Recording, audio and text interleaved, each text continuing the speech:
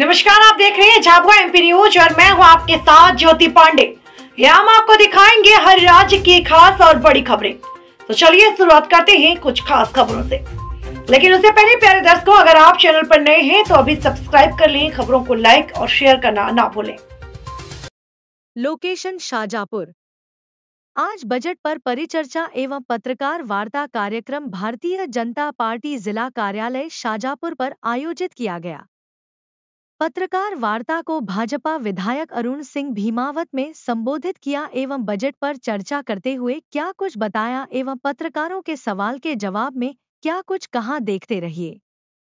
Jhabua MP news के लिए संभाग ब्यूरो चीफ हफीज शाह की रिपोर्ट। आज भारतीय जनता पार्टी जिला कार्यालय पर केंद्रीय बजट 2025-26 के विषय को लेकर प्रदेश के आदेशानुसार प्रेस वार्ता रखी गई। निश्चित रूप से देश की आज़ादी के बाद नरेंद्र मोदी जी की सरकार का एक कैसा पहला बजट एक होता जिसमें कुछ वर्ग बनाकर प्रावधान तय किए गए, जिसमें पहली प्राथमिकता में गरीब कल्याण, किसानों के कल्याण के लिए, महिलाओं के सशक्तिकरण के लिए, युवाओं के रोजगार के लिए और किसानों की आय को दोगुनी करने के लिए केंद्रीय बजट में सीधे सीधे प्रावधान किए गए हैं। और यह बजट 2047 विकसित भारत को परिकल्पना को लेकर भी बजट बनाया गया है। केंद्रीय बजट में ध्यान में आता है कि मध्यम वर्गीय परिवार जो हमारे हर क्षेत्र में है, किसान भाई में भी है, गरीब में भी है, महिलाओं में भी है, युवाओं में भी है, उनकी बातों को ध्यान में रखते हुए आयकर में जो 12 लाख तक की छूट दी गई, इसमें बहुत बड़ा भाग हमारे मध्यम वर्गीय परिवार को मिलने वाला है, इसका लाभ मिलने वाला है। कुल मिलाकर यह बजट दिशा देने वाला, विकास के उदाहरणों को लेकर राष्ट्रीयता को के साथ ओत-प्रोत के साथ केंद्रीय बजट पेश किया गया है।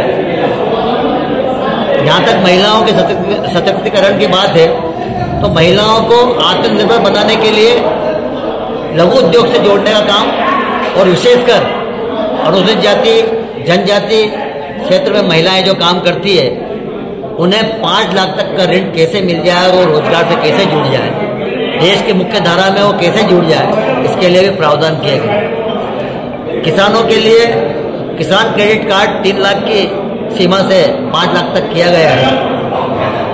वहीं युवाओं को रोजगार देने के लिए औद्योगिक क्षेत्र में जिला रोजगार व्यापार केंद्र के माध्यम से सूक्ष्म एवं लघु उद्योग डालने के लिए कई ऐसी योजना प्रारंभ कर रहे हैं। इसमें प्रावधान किया गया है जिससे वो स्वावलंबी बने और रोजगार देने वाला बने, इस ओर भी केंद्रीय बजट में प्रावधान किए गए। मतलब कुल मिलाकर 2047 में मेरा भारत कैसा होगा तो हम 2 शब्दों में कह सकते हैं कि आने वाला समय में यह भारत देश 2047 में विकसित भारत की श्रेणी में होगा, आर्थिक रूप से तीसरे नंबर पर रहेगा और फिर से विश्व गुरु बनने की ओर आगे अग्रसर होगा। इस प्रकार की बातें, इस प्रकार के प्रावधान इस बजट में देखने को मिल रहे हैं। और देश का पहला बजट ऐसा है कि जब बजट पेश हुआ तो किसी भी सरकार का बजट पेश होता है तो प्रतिक्रिया आना स्वाभाविक है, नागरिकों की तरफ से भी आती है और अन्य दल, विपक्षी दलों की तरफ से भी आती है। लेकिन इस समय आपने भी देखा होगा, प्रिंट मीडिया और इलेक्ट्रॉनिक मीडिया के सहपाठियों ने भी ध्यान में आया होगा, जैसे ही बजट पेश हुआ प्रतिक्रिया में विपक्षी की दल की तरफ तो कोई ऐसे शब्द नहीं आए कि जिससे नागरिक प्रभावित हो। और नागरिकों ने भी जो प्रतिक्रिया व्यक्त करी है, केंद्रीय बजट की सराहना सभी वर्गों ने की है। उसमें गरीब महिलाएं, युवा, किसान, छोटे बड़े उद्योगपति, सब ने इस केंद्रीय बजट को विकसित भारत की कल्पना के आधार पर बनाया गया बजट बताया है। इसमें विद्यार्थियों के लिए कुछ शिक्षा के क्षेत्र में मैंने आपको PDF दी है। शिक्षा के क्षेत्र में अमूलचूल परिवर्तन किया है। राष्ट्रीय शिक्षा नीति में जितने भी हमारे प्रावधान है उसमें बजट पर सारे के सारे इसी वर्ष में हमने शामिल किए गए हैं और राष्ट्रीय शिक्षा नीति हमारे पूरे देश में लागू हो रही है। उसमें जो भी प्रावधान आने वाले उसका हमने बजट में प्रावधान, खर्चे आने वाले उसका बजट में प्रावधान किया है। ये शिक्षा रोजगार मुखी रहेगी।